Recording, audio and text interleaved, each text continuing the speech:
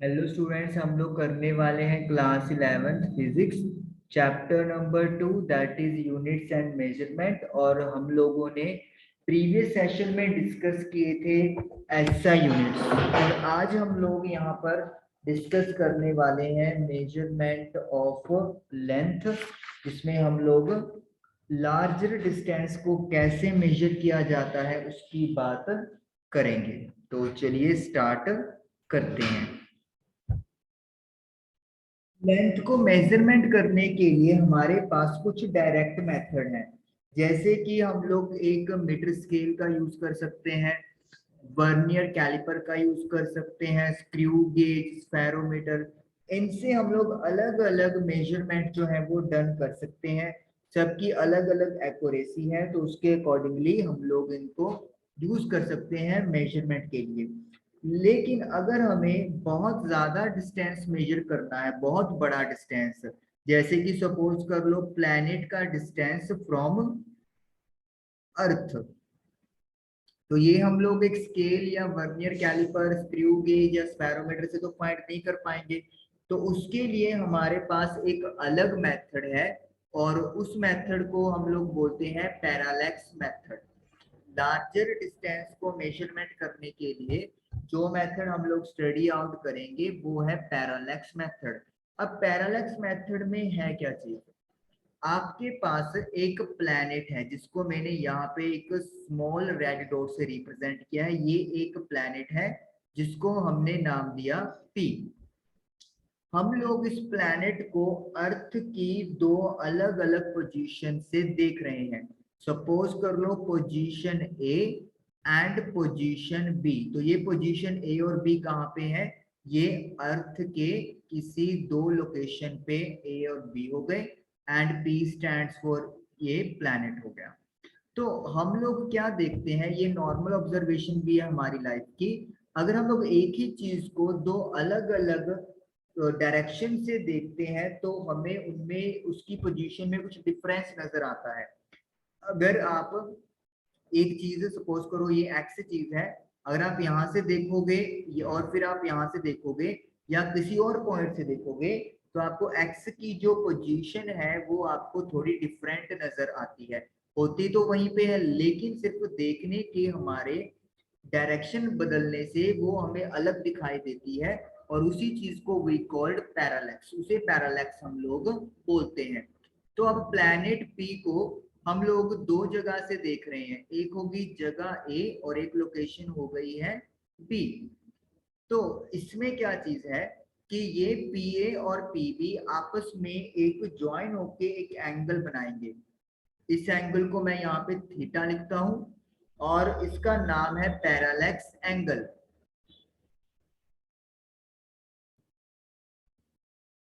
दूसरा नाम जो दिया गया है इस एंगल का, दैट इज पैरालैक्टिक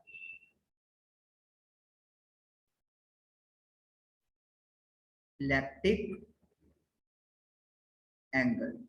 तो मतलब दो डिफरेंट पोजीशन से हमने किसी प्लैनेट को देखा, तो उन दो साइड्स के बीच में जो एंगल बना है उसे वी कॉल पैरालैक्स एंगल या फिर पैराटैल्टिक एंगल बोलते हैं। अब ए और बी को हम लोग ज्वाइन कर सकते हैं, तो ये लाइन बन गई ए बी, तो डेफिनेटली इसका भी कोई नाम होगा। इन दोनों पॉइंट्स के बीच के डिस्टेंस को वी कॉल बेसिस, इसे बेसिस नाम दिया गया है।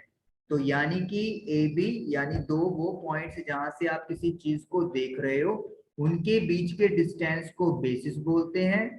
पी प्लैनेट या कोई चीज हम लोग बोल सकते हैं। ए और बी दो डिफरेंट पोजीशंस हैं, जो एंगल बीच में बनेगा उसे थीटा पैरालैक्स एंगल या पैराटैल्टिक एंगल भी नाम दे सकते हैं। तो ये जो पीए और पीबी है, व्हाट आर दीज, ये चीज है डिस्टेंस।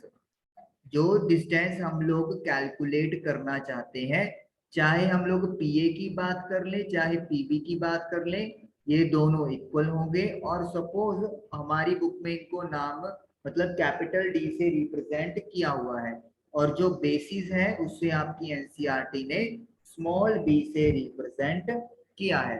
अब हम लोगों को पता है कि जो ए और बी के बीच की दूरी है दैट इज बेसिन बी, वो कैपिटल डी यानी कि पीए या फिर पीबी से बहुत ज्यादा बड़ा होगा।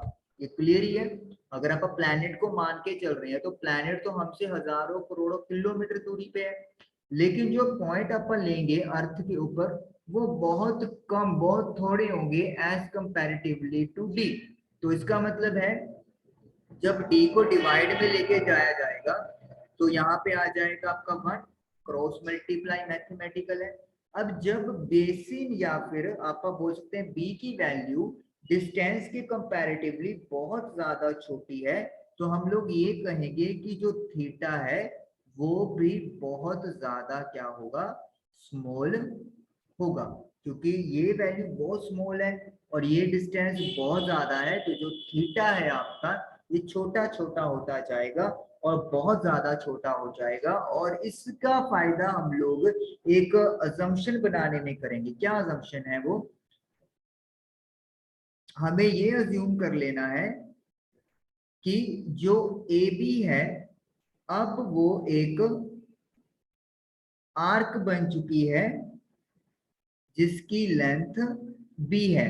मतलब जो ए बी है अब वो एक किसी सर्कल का पार्ट बन गई है जिसकी लेंथ हमने स्मॉल बी अज्यूम कर लिया। ये क्यों कर रहे हैं अपन, क्योंकि बी की वैल्यू डी से बहुत स्मॉल है। अब देखो लॉजिकल पे जाओगे ज्यादा कि वो एक सीधी लाइन है, वो आर्क है, तो कुछ ना कुछ डिफरेंस तो जाहिर सी बात है होगा, लेकिन वही बात है कि इतना ज्यादा डिफरेंस नहीं होगा कि हम लोगों को कोई नई या कोई ज्यादा क्वांटिटी में डिफरेंस आए। तो इसीलिए ए बी को हम लोग किसके अप्रोक्सीमेटली मान लेंगे कि कोई सर्कल है। जैसे मैं यहाँ पे एक सर्कल बना लेता हूँ छोटा सा, सपोज कर लो ये एक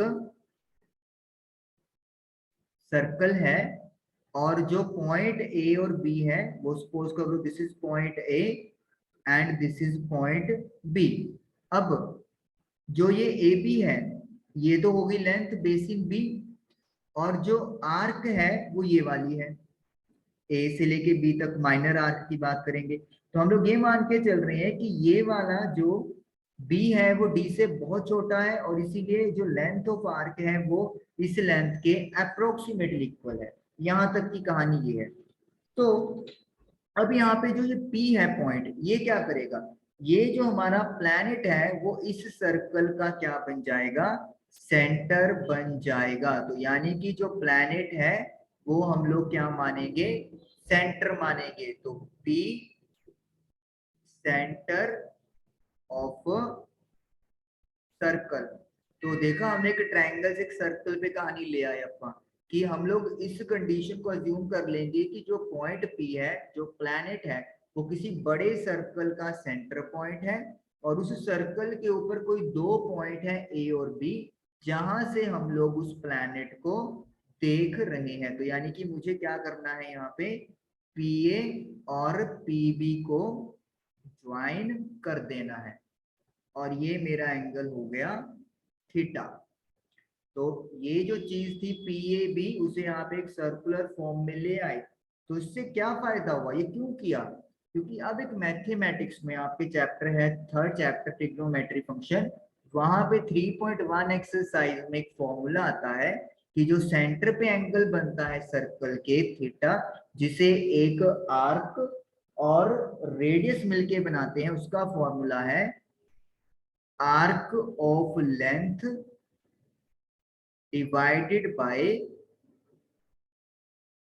रेडियस। मतलब जितनी लेंथ है आर्क की, यानी कि ए से बी, अगर आप उसको सर्कल के रेडियस से डिवाइड कर दोगे तो वो आपको क्या बनेगा, वो आपका जो एंगल है सेंटर पे बन रहा थीटा वहां पर आ जाएगा। अब लेंथ, आर्क ऑफ लेंथ कितनी है, बी, यानी ए से बी के बीच का दूरी बी हो गया। चाहे इसे आप ए बी स्ट्रेट लाइन मान लो, चाहे ए से बी कर्व मान लो, क्योंकि अपने दोनों को अप्रोक्सीमेटली इक्वल मान लिया है। रेडियस, रेडियस क्या है यहाँ पर, एपी या पीबी, और एपी और पीबी को हमने क्या माना है, डी। व्हाट इज डी, ये है distance between the planet and point A और बी। कहाँ पे है, ये अर्थ के ऊपर है। तो यानी कि theta is equal to B upon D, तो हम लोग इस तरीके से डिस्टेंस कैलकुलेट कर सकते हैं। क्यों, कैसे, क्रॉस मल्टीप्लाई कर देंगे, डी आपका ऊपर चला गया और जो थीटा है वो नीचे डिनोमिनेटर में आ जाएगा। तो कहने का मतलब क्या है कि हमारे पास एक ट्रायंगल टाइप से कहानी शुरू हुई जिसमें हमने ये माना कि प्लैनेट पी है जिसे हम लोग दो पोजीशन ए एंड बी से देख रहे हैं, और ए और बी के बीच की दूरी बी है, और पी ए और पी बी इक्वल है जिनका दूरी डी है। डी मतलब distance between the planet and the earth. तो हम लोग क्या बोल रहे हैं कि बी की वैल्यू डी से इतनी ज्यादा छोटी है कि हमारे पास जो ये ए बी है वो आर्क ऑफ लेंथ के अप्रोक्सीमेटली इक्वल हो जाएगा, और जो ये प्लैनेट पी है ये एक सर्कल का सेंटर बन जाएगा। और कौन सा सर्कल, जिस सर्कल के ऊपर ये ए बी आर्क बनी हुई है। तो हम लोग यहाँ पे थीटा का फॉर्मूला यूज करेंगे, arc of length divided by radius. अब यहाँ पे अगर आप इस चीज को मैं ऐसे याद रखूं तो और भी ज्यादा बेटर है, लिखने के लिए तो यही यूज करेंगे। यहाँ पे मैं क्या लिखूंगा, theta is equal to distance between two observation point. कौन कौन से दो ऑब्जर्वेशन वाले पॉइंट हो गए, ए एंड बी, उनके बीच की दूरी, divided by distance between two objects. मैं यहाँ पे प्लैनेट की बात भी नहीं कर रहा, मैं जनरल फॉर्मूला बनाने की बात कर रहा हूं कि आप ये फॉर्मूला मान लेते हैं। थीटा क्या है कि जहां से आप किसी चीज को देख रहे हैं उनके बीच के डिस्टेंस को डिवाइड कर देंगे दो ऑब्जेक्ट्स के बीच की दूरी को, तो वो थीटा हमारे पास बन जाएगा। देखिए जैसे मैंने बोला, लिखने के लिए तो आपको यही यूज करना पड़ेगा कि एग्जाम में तो यही चेक करेंगे आपके, ये चीज तो शायद आपकी गलत कर दे, लेकिन इसे आप साइड में दिमाग में रख सकते हो, तो उससे आपको कंफ्यूजन बिल्कुल भी नहीं होगा कि हमने क्या करना था या क्या किया है। और ये एप्लीकेबल क्यों है, because B is very very smaller than distance D, और डिस्टेंस डी जो है वो रेडियस का काम करेगा। तो ये मतलब था हमारे पास पहला पार्ट। अब देखिए, अगर कहते हैं उन्होंने आपकी बुक में जो मतलब आगे टॉपिक इसी के साथ कवर किया हुआ है, कहते हैं कि आपको डी पता चल गया, मतलब दूरी पता चल गई कि प्लैनेट हमारे से कितना दूर है। अब हमें पता ये करना है कि जो प्लैनेट है, मतलब जो पी प्लैनेट है, ये वाला प्लैनेट, इसका साइज क्या है या फिर इसका एंगुलर डायमीटर क्या है। तो वो भी कहता हम लोग पता कर सकते हैं। मतलब आपको प्लैनेट का डायमीटर अगर पता है, डी है, स्मॉल डी, तो आप उसको एंगुलर डायमीटर उससे कैलकुलेट करना चाहते हैं, तो वो कैसे कैलकुलेट करेंगे वो भी मैं बताता हूँ। इसी तरीके को हम लोग दिमाग में रखना है कि किसी तरीके से वो चीज होगी। मैं इस चीज को पहले इरेज कर देता हूँ। तो हम लोग अब ये मान के चल रहे हैं क्या कि हमें जो डी है वो पता चल चुका है। डी मतलब distance between planet and earth. और अब हमारा मेन काम क्या है, अब हमारा काम ये है कि जो प्लैनेट पी की बात की हमने, अब हम लोग उसका एंगुलर डायमीटर निकालना चाहते हैं। मैं आपको डायग्राम बनाता हूँ, फिर वो आपको क्लियर होगा कि एक्चुअली वो कहना क्या चाह रहे हैं। ओके, तो ये सपोज कर लो कि प्लैनेट है, कौन सा planet, this is planet P जिसकी बात हम लोगों ने की। तो ये अपना प्लैनेट आ गया है पी, जिसको मैंने रेड डॉट से दिखाया था। अब ये एक पूरा ऊपरली सर्कल बन गया, हालांकि स्फेरिकल होता है लेकिन चलिए हम लोग को सर्कल ही मानना पड़ेगा। और हम लोगों ने इसका जो डायमीटर है वो क्या लेट कर लिया, स्मॉल डी। आपकी बुक के अकॉर्डिंगली ही यहाँ पे मैं चल रहा हूँ। ये जो डायमीटर है इसको हम लोग क्या मान लेंगे, स्मॉल डी मान लेंगे। ओके, अब क्या हो रहा है, हम लोग हैं अर्थ पे, तो सपोज कर लो मैं यहाँ पे एक अर्थ भी बना देता हूँ। ओके, लेट मी से, ये जो अपन ने ब्लू बनाया है दिस इज अर्थ। अर्थ पे अब हमने क्या किया है, हम लोग इस प्लैनेट को देख रहे हैं और कहाँ कैसे देखेंगे अपा, टेलीस्कोप से देखेंगे। अब सपोज करो टेलीस्कोप अपा ने यहाँ पे लगाई हुई है, सपोज करो ये अर्थ के ऊपर अपा ने किसी जगह पर टेलीस्कोप लगाई हुई है। अब इस टेलीस्कोप से अपा ने देखना किसको है, पहले अपा देखेंगे एक एंड, ये वाला एंड सपोज कर लो, ठीक है, और फिर यहां से देख लेंगे इसी पॉइंट से दूसरा एंड, और वो होने एंड कौन से चाहिए, डायमेट्रिकली ऑपोजिट, क्योंकि अगर मुझे डायमीटर की बात करनी है तो मुझे जो पोजीशन है, ये सपोज कर लो एक्स है, ये सपोज कर लो वाई है, तो ये किसकी देखनी पड़ेगी मुझे, ये मुझे एक्स और वाई जो है वो डायमीटर क्या ऑपोजिट एंड होना चाहिए, अगर मैं स्मॉल डी डायमीटर यहाँ पे इस चीज को लिख रहा हूं। और यहाँ पे जो एंगल है, हमारी अर्थ पे जो एंगल बन रहा है उसे आपकी बुक ने दिया हुआ अल्फा। देखो कुछ ना कुछ सिमिलैरिटी सी हो गई ना ये वाली चीज, पहले प्लैनेट को अर्थ के 2 पॉइंट से देख रहे थे, अब अर्थ से हम लोग उसी प्लैनेट के 2 पॉइंट देख रहे हैं, और वो 2 पॉइंट क्या है, उसका डायमेट्रिकली ऑपोजिट है। कोरिलेट करोगे तो ज्यादा समझ में आएगा। देखो ये हमारी अर्थ पे थे ए बी, अब ये उस प्लैनेट के ऊपर है एक्स वाई, ज्वाइन किया, यहां भी ज्वाइन कर दिया, जो यहाँ पे डिस्टेंस है वही यहाँ पे भी डिस्टेंस है, एक्स टी क्या है यहाँ पर, डिस्टेंस ही तो है, और डिस्टेंस को किससे रिप्रेजेंट किया था, कैपिटल डी से, तो ये डिस्टेंस हो गया। और एंगल जो 2 पॉइंट से हम लोग देख रहे थे उनके बीच में एंगल थीटा बना था, तो 2 पॉइंट के बीच का ही तो एंगल है, लेकिन अब वो अल्फा बनेगा। एंगल डिफरेंट क्यों है, तो समझने वाली बात है, ये एंगल बना है हमारे प्लैनेट के ऊपर और ये वाला एंगल बना है हमारी अर्थ के ऊपर, ये टेलीस्कोप पे बना है हमारे, और ये हम लोगों के जो 2 अलग अलग पॉइंट से देखने पे वहां पर एंगल बना है। तो ये चीज है जो आप लोगों को दिमाग में रखनी है। फॉर्मूला तो वही रहेगा, अब फॉर्मूला में क्या चीज है, जैसे वहां पे निकाला कि थीटा क्या था, मैं अपने जनरल फॉर्मूले के अकॉर्डिंगली बात करूंगा कि distance between two observation,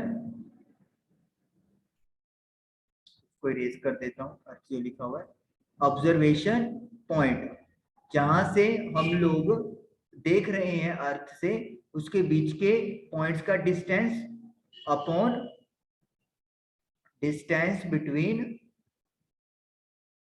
two objects, 2 चीजों के बीच की दूरी। यहां पे अब एंगल अल्फा हो गया, अल्फा क्या बोल रहे हैं, distance between two observation point, मैं टेलीस्कोप से 2 कौन से पॉइंट देख रहा हूं, एक्स एंड वाई, तो इनके बीच की दूरी, एक्स वाई के बीच की दूरी को लिख देंगे अपन स्मॉल डी। यहाँ पे भी 2 पॉइंट्स के बीच का डिस्टेंस है और यहाँ पे भी 2 पॉइंट्स के बीच का डिस्टेंस है, तो कहने का मतलब ये है कि जिस प्लैनेट से 2 अलग अलग पॉइंट ले रहे हैं उनके बीच की दूरी, यहाँ पे मैंने अर्थ के 2 अलग अलग पॉइंट लिए थे तो ए बी को ऊपर लिखा स्मॉल बी, यहाँ पे मैं उस प्लैनेट के 2 अलग अलग पॉइंट ले रहा हूँ तो इसको लिख दूंगा स्मॉल डी। डिवाइड किससे किया था, डिस्टेंस बिटवीन 2 ऑब्जेक्ट, यहाँ भी डिस्टेंस बिटवीन 2 ऑब्जेक्ट रहेगा and that is capital T. तो अगर आपको स्मॉल डी पता है, अगर आपको कैपिटल डी पता है, तो वो आप अल्फा पता कर लोगे, and what is alpha, alpha is nothing but angular diameter. और वही बात अगर आपको एंगुलर डायमीटर पता है तो आप ये वाला पता कर सकते हो, इन केस डिस्टेंस आपको पता चल गया।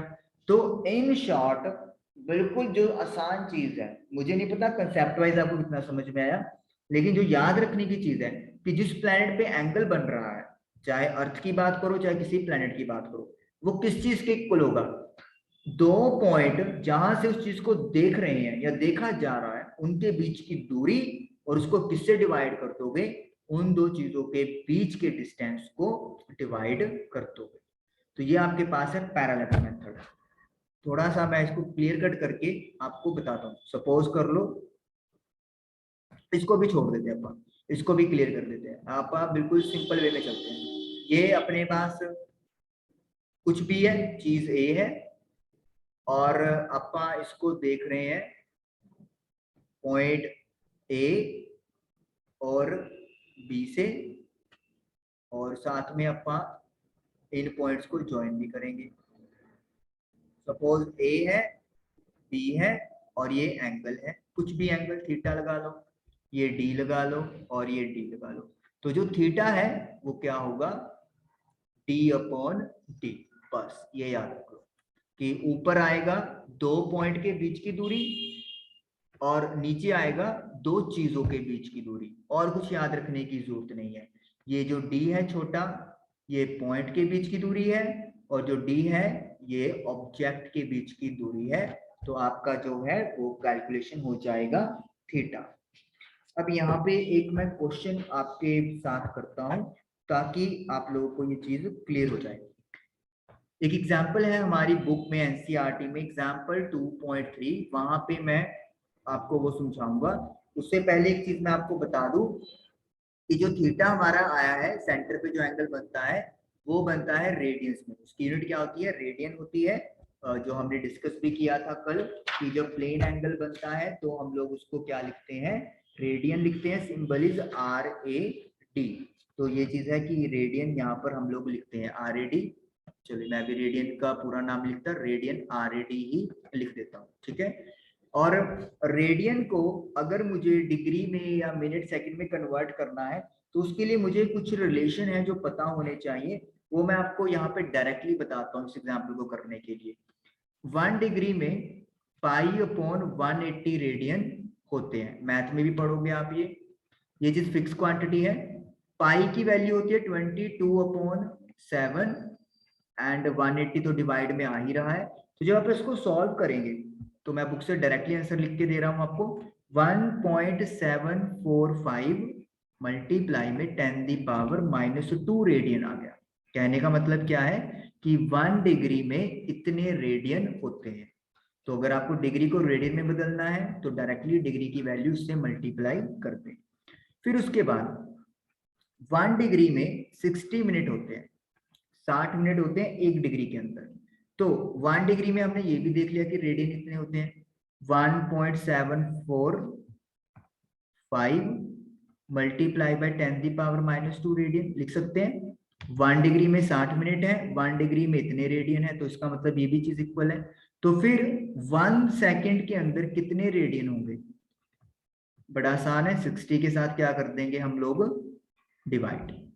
तो डिवाइड करेंगे तो I will get 2.91 multiply by 10⁻⁻4 radian. उसके बाद आपको पता है 1 मिनट में कितने सेकंड होते हैं, 60 सेकंड, और 1 मिनट में कितने रेडियन आए हैं, 2.91 इंटू 10⁻⁻4 रेडियन। तो 1 सेकंड के अंदर कितने रेडियन बनेंगे, जो वैल्यू आई है उसको 60 से डिवाइड कर दो, और मैं इधर आंसर लिख देता हूं बॉक्स में, अलग से हो जाएगा ताकि। तो 1 सेकंड के अंदर जो रेडियन बनेंगे वो 4.85 मल्टीप्लाई बाय 10⁻⁻6 बनेंगे। और अपन रेडियन में क्यों पढ़ रहे हैं, क्योंकि जो एंगल बनेगा सेंटर पे थीटा, चाहे अर्थ पे बने चाहे प्लैनेट पे बने, कहीं पे भी बने, वो एंगल जो है उसकी वैल्यू रेडियन में आएगी। तो अगर हमें डिग्री में दिया हुआ है, मिनट में दिया हुआ है, सेकंड में दिया हुआ है, तो पहले हमें उसे रेडियन में कन्वर्ट करना पड़ेगा। बिना कन्वर्जन के जाएंगे तो सीधा गलत हो जाएगा हमारा।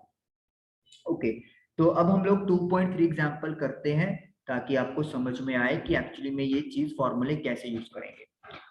फर्स्ट क्वेश्चन जो है वो हमारे पास है 2.3 example. Moon is observe from 2 diametrically opposite point A and B on the earth. लो जी, हमारे पास दो पॉइंट हैं अर्थ के ऊपर ए एंड बी, और ये डायमेट्रिकली ऑपोजिट है, मतलब ये जो पॉइंट है ये अर्थ के डायमीटर के ऊपर एग्जिस्ट करते हैं।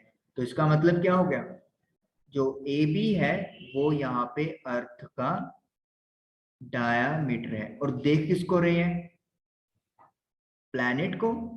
यहाँ पे प्लैनेट तो नहीं है लेकिन यहाँ पे मून है, जिसको आप मान सकते हो कि ये हमारे पास क्या करेगा, एक ऑब्जर्वेशन, मतलब दूर से आप देख रहे हैं अर्थ पे, आप मून को देख रहे हैं। तो मून यहाँ पे जो अपन ने फॉर्मूला समझा उसको आप एज अ प्लैनेट समझ लो, ठीक है। इस तरीके से आप देख रहे हैं 2 पॉइंट ए एंड बी से। Angle theta subtended at the moon by 2 directions of observation is 1 degree 54 minute. ये जो एंगल बन रहा है मून पे 2 डायरेक्शंस की वजह से, वो है 1 डिग्री 54 मिनट। 1 डिग्री 54 मिनट, वही बात आ गई। जैसे बोला था सेंटर पे एंगल रेडियन में बनता है, तो अगर डिग्री मिनट सेकंड में दिया हो तो उसको रेडियन में बदलना जरूरी है। तो इसीलिए अपन ने वो पहले ही लिख लिया सारा, ताकि डायरेक्टली अपन मल्टीप्लीकेशन वगैरह कर देंगे। उसके बाद आगे है diameter of the earth is about. तो डायमीटर हमें दे दिया है, डायमीटर दिया हुआ है 1.276 multiply by 10⁻⁷ metre. Compute the distance of the moon from the earth. तो ये पॉइंट अर्थ के ऊपर है ए एंड बी। तो हमें क्या करना है, अर्थ और मून के बीच की दूरी फाइंड आउट करनी है। इस पॉइंट को एम लगा लेते हैं। तो थीटा का फॉर्मूला फटाफट से रिकलेक्ट करते हैं। What is theta? थीटा क्या कहता है, जैसे मैंने जनरल में बताया, जनरल में क्या याद कर लो, distance between two observable point. जहां से आपने देखा है किसी चीज को, उसके बीच की दूरी। तो कहां से देख रहे हैं आप, ए और बी से, तो यानी कि ए और बी के बीच की दूरी ऊपर आएगी, डिवाइडेड बाय क्या था, डिस्टेंस बिटवीन ऑब्जेक्ट, यानी मून और अर्थ के बीच की दूरी। चाहे ए एम लिख दो, चाहे एम बी लिख दो, है ना। देखो तो ये बोला कि जर्नल में याद कर लोगे तो बिल्कुल दिक्कत नहीं होगी। आर्क ऑफ लेंथ ठीक है, लिखने के लिए आपको ये लिखना पड़ेगा, डिस्टेंस डायमीटर सब लिखना पड़ेगा। लेकिन अगर आप इसको दिमाग में जनरल में लिखोगे तो बहुत आसानी से भी याद होगा, लॉजिकल भी याद होगा, और भूलने के भी चांसेस बहुत कम है। तो 2 पॉइंट के बीच की दूरी डिवाइड बाय 2 चीजों के बीच की दूरी। अब थीटा देखिए क्या है मेरे पास। तो पहले तो मैं इसको साइड में थीटा को प्रॉपरली कन्वर्ट करना पड़ेगा। 1 डिग्री 54 मिनट। चलिए पहले अपन इस सारे चीज को जो है वो कन्वर्ट कर लेते हैं, या तो डिग्री में या मिनट में। अब डिग्री से मिनट में कन्वर्ट करना ज्यादा इजी है, क्योंकि 1 डिग्री में 60 मिनट होते हैं। तो मैं क्या लिखूंगा, 1 degree is equal to 60 minute, ये मैंने लिखा हुआ है। तो मैं क्या करूंगा, इसको 1 डिग्री को लिख दूंगा 60 मिनट, और ऐड कर दूंगा 54 मिनट। कर सकते हैं आप ऐड, कर सकते हैं बिल्कुल, क्योंकि 54 तो मिनट में ऑलरेडी है। 1 डिग्री था जिसे कन्वर्ट करना था, तो 60 ऐड कर दिया, तो आई एम गेटिंग 114 मिनट। तो जो थीटा है अब मेरा मिनट में कन्वर्ट हो गया है। अब मुझे रेडियंस में चाहिए। तो मेरे पास डायरेक्ट रिलेशन क्या है कि 1 मिनट में इतने रेडियंस होते हैं। तो जितना मेरे पास मिनट है उसको मैं 2.91 मल्टीप्लाई बाय 10⁻⁻⁴ से कर दूंगा। पहले हमने थीटा देखा, थीटा को पहले मिनट में कन्वर्ट कर लिया पूरे का पूरा। फिर 1 मिनट में जितने रेडियन है, ये फॉर्मूला जो है वो डायरेक्टली अपन ने पहले ही लिखा था, तो उसके साथ अपन क्या कर देंगे, मल्टीप्लाई कर देंगे। तो मेरे पास जो आंसर है वो आ रहा है, मतलब थीटा की वैल्यू जो आ रही है 331.74 मल्टीप्लाई बाय 10⁻⁻⁴। अगर मैं इसको साइंटिफिक नोटेशन में लिखूं, राउंडिंग ऑफ कर दूं, तो ये मेरे पास इतना आ जाएगा अपॉन 100 इंटू 100। तो ये चीज आ गई रेडियंस में। अब देखो जिस फॉर्म में मुझे चाहिए था, अब प्रॉपर मुझे उस फॉर्म में मिल गया है। तो मैं थीटा की वैल्यू क्या लिख दूंगा, 3.32 multiply by 10⁻⁻² radian. A B क्या है, 2 पॉइंट्स के बीच की दूरी। और यहाँ पे ए बी क्या बोला उन्होंने कि आपको डायमीटर मानना है अर्थ का, और दिया भी हुआ है। तो ए बी की वैल्यू आ जाएगी 1.276 मल्टीप्लाई बाय 10⁻⁷। डिवाइड है ए एम। ए एम क्या है, distance between the earth and moon, जो हमें फाइंड आउट करना है। अब तो कुछ रहा ही नहीं, क्रॉस मल्टीप्लाई कर दो और ये चीज डिवाइड में चली जाएगी। 3.32 मल्टीप्लाई बाय 10⁻⁻²। तो देखते हैं क्या आता है। 1.276 को डिवाइड करेंगे 3.32 से, तो 0. इधर लिखता हूं थोड़ा नीचे, 0.384 मल्टीप्लाई बाय 10⁻। ये जो माइनस का 2 है वो प्लस हो जाएगा, तो 7 and 2 9 हो गया। तो अगर साइंटिफिक नोटेशन के लिए एक डेसिमल आगे खिसकाएंगे तो यहाँ पे एक पावर कम हो जाएगी, तो 10⁸ बन जाएगा। तो यानी कि अर्थ और मून के बीच की डिस्टेंस 3.84 इंटू 10⁸ मीटर है।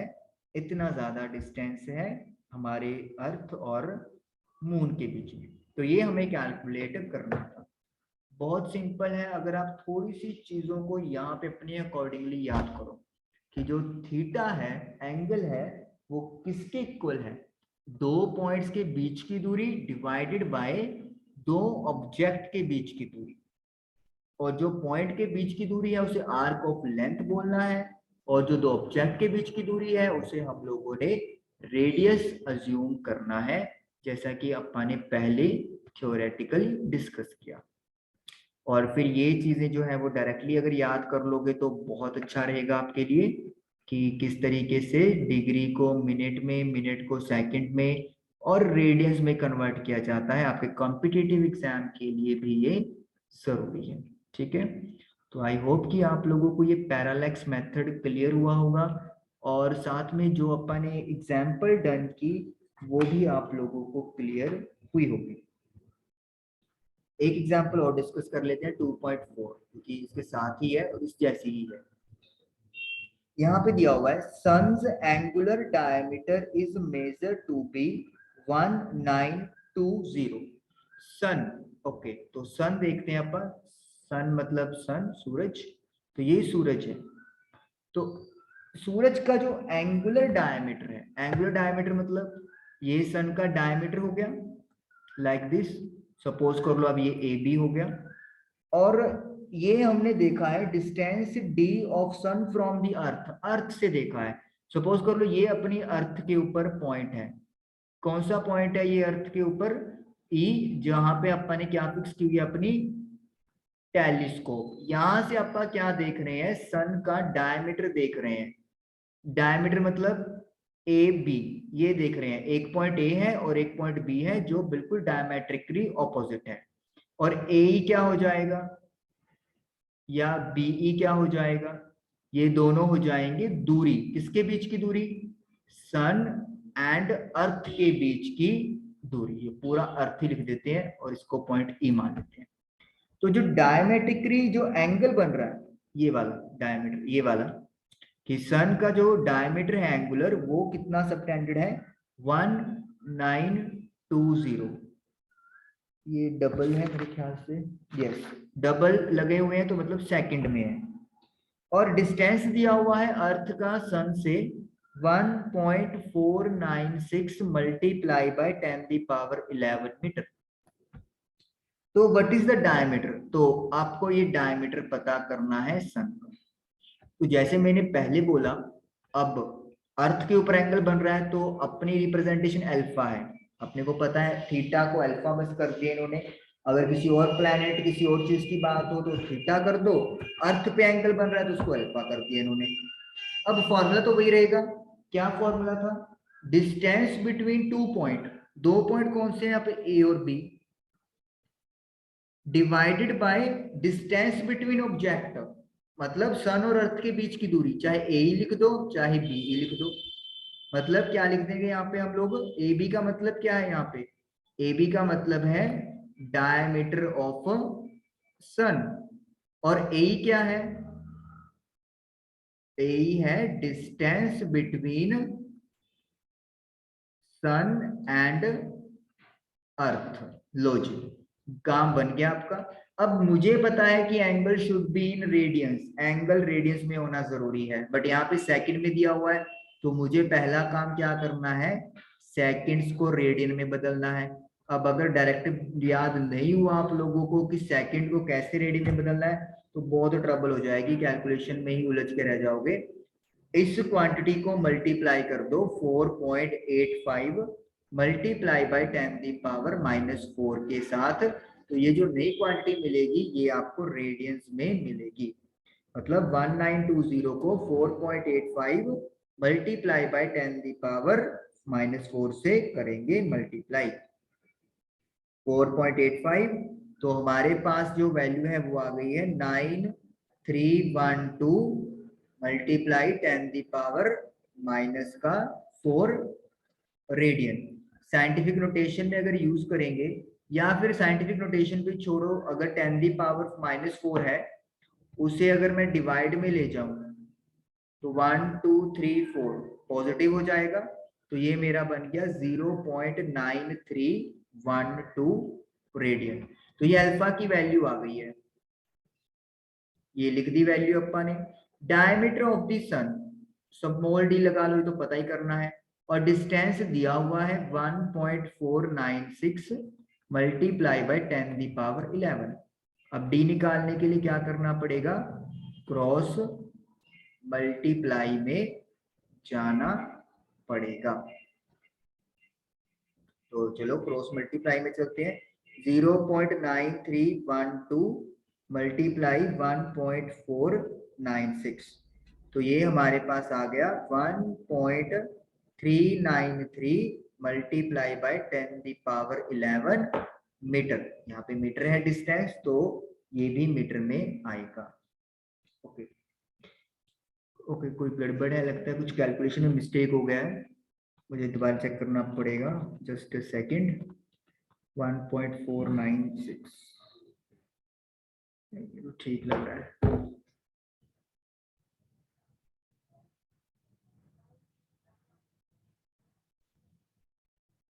-4,000। ओके, लेट मी चेक, मैं 2 मिनट में चेक करता हूँ, कुछ गड़बड़ है यहाँ पे, वैल्यूज में कुछ गड़बड़ लग रही है। आई गॉट द प्रॉब्लम, यहाँ पे पावर -6 है, कन्वर्जन में -6 आएगा, पावर गलत नोट कर ली, तो इसीलिए यहाँ पे भी हमारा -6 आएगा। तो यहाँ पे अपन 4 0 ले गए थे, तो 2 0 और आएंगी, तो ये मेरे पास बनेगा 0.0091312। अब तो मैं साइंटिफिक नोटेशन में ले आता हूँ 9.312, तो 1 2 3, मुझे 3 डिजिट्स यहाँ पे आगे किसका आने हैं, तो मुझे यहाँ पे -3 लिखना पड़ेगा।